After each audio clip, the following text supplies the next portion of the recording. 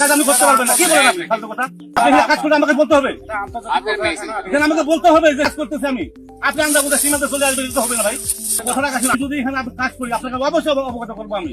আর আপনি এখানে কাজ করে 150 ভিতরে আপনি করেন, আমি কিছু বলবো না আপনাদের। কিন্তু 150 ভিতরে আপনার কাজ করে আমাকে জানতে হবে, আমাকে বলতে হবে। 150 ভিতরে আপনি কাজ করেন, সেটা আপনাকে আমাকে বলতে হবে। আর 150 বাইরে আপনি করবেন, আমার কোনো আপত্তি নেই। আপনি যা মন তাই করেন। 3 বিঘার সীমান্তে কাঁটাতার ঘিরে নতুন করে উত্তেজনা, শুরু জমি মাপজোক। কোচবিহারের 3 বিঘার সীমান্তের কুচলিবাড়ি এলাকায় কাঁটাতারহীন অংশে বেড়া নির্মাণের উদ্যোগ ঘিরে নতুন করে উত্তেজনা সৃষ্টি হয়েছে। অভিযোগ, বিজেপির আপত্তি এবং স্থানীয় একাংশ মানুষের বাধার জেরে জমি মাপজোকের কাজকে কেন্দ্র করে অশান্ত পরিস্থিতি তৈরি হয়েছে। স্থানীয় সূত্রে জানা যায়, শুক্রবার থেকেই পরিস্থিতি উত্তপ্ত হতে শুরু করে। এরপর বিষয়টি বিএসএফের উচ্চপদস্থ কর্তৃপক্ষের নজরে আনা হয়। পাশাপাশি এলাকার জনপ্রতিনিধিদেরও বিষয়টি জানানো হয়। শনিবার সীমান্ত এলাকায় বিএসএফের উপস্থিতিতে দুটি পৃথক ফ্ল্যাগ মিটিং অনুষ্ঠিত হয়, একটি বিজেপির সঙ্গে এবং অন্যটি স্থানীয় গ্রামবাসী এবং জনপ্রতিনিধিদের নিয়ে। বৈঠকে এলাকার একাংশ ভারতীয় নাগরিক স্পষ্ট জানিয়ে দেন, 3 বিঘা সীমান্তে কাঁটাতারের বেড়া নির্মাণের কাজে কোনো বাধা মেনে নেওয়া হবে না। তাদের দাবি, সীমান্ত নিরাপত্তা এবং এলাকার স্বার্থে দ্রুত বেড়া নির্মাণের কাজ সম্পূর্ণ করতে হবে। স্থানীয়দের অভিযোগ, দীর্ঘদিন ধরে সীমান্তে কাঁটাতারের বেড়া না থাকায় গরু পাচার, মানব পাচার এবং অনুপ্রবেশের মতো সমস্যা বেড়েছে।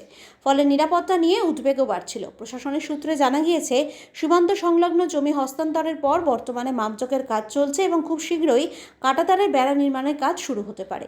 এই উদ্যোগকে কেন্দ্র করে আবারও উত্তপ্ত হয়ে উঠেছে কুচলিবাড়ি সীমান্ত এলাকা। এই বিষয়ে সরজমিনে দেখার জন্য আমি 3 বিঘা করিডোরে আসলাম। সেখানে আধিকারিকদের সঙ্গে আমি কথা বলবো এবং বিএসএফের আধিকারিকরা কী বলছেন সেটা শুনে তারপরে বিস্তারিতটা আমি বলবো। জিরো লাইনে ওরা কাঁটাতারে বেড়া দিচ্ছে না, চুক্তি অনুযায়ী তো জিরো লাইনে কাটাতে বেড়া হবে। যদি কোনো কারণে না দেয়, ওরা অনড় থাকে, আপনারা কী করবেন? দেখুন, চুক্তি মোতাবেক আঙ্গারপোতা দহগ্রাম চারদিকে 0 পয়েন্টেই হচ্ছে তার কাটা বেড়া হওয়ার কথা।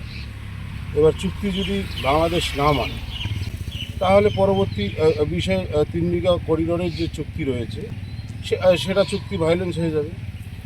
আপনারা 3 বিঘা করিডোর বন্ধ করে দেবেন? মানে অবাধ যে রাতে আগে বন্ধ ছিল তার। বাংলাদেশ যদি চুক্তি না মানে, তাহলে অবশ্যই এটা আমরা দলীয়ভাবে আমরা চেষ্টা করবো এটাকে বন্ধ করে দেওয়ার।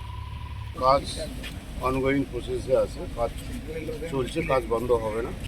সেটা যা রুটিন সিস্টেমে যা ফ্ল্যাগ মিটিং হয় আর কি, সেই ফ্ল্যাগ মিটিং হলো। ফ্ল্যাগ মিটিংয়ের মধ্য দিয়ে আলোচনা চলতে থাকবে, কাজও চলতে থাকবে। এই যে কালকে একটা মানে বিশৃঙ্খলা পরিস্থিতি তৈরি হয়েছিল, সেই বিষয়ে বিএসএফ কিছু আপনাকে জানাইছে?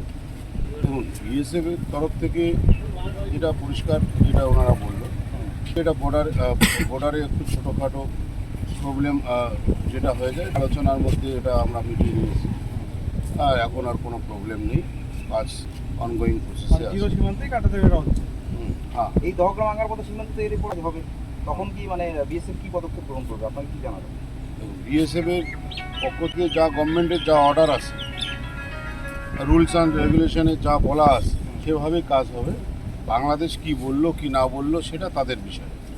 হ্যাঁ, ভারত সরকার যা নির্দেশ দিয়েছে, ভারত সরকারের নির্দেশ অনুযায়ী এখানে কাজ হবে। এই সীমান্ত এলাকার বাসিন্দারা এই ঘটনার পরে তো কিছুটা হলো মানে আতঙ্কিত রয়েছে। দেখুন, এখন পশ্চিমবঙ্গে ডাবল ইঞ্জিনের সরকার চলছে, ঠিক আছে?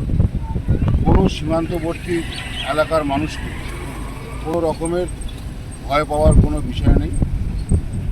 এখন সরকারের মতো চলছে, মানুষের নিরাপত্তা সুনিশ্চিত, একদম 100% গ্যারান্টি। ঠিক আছে।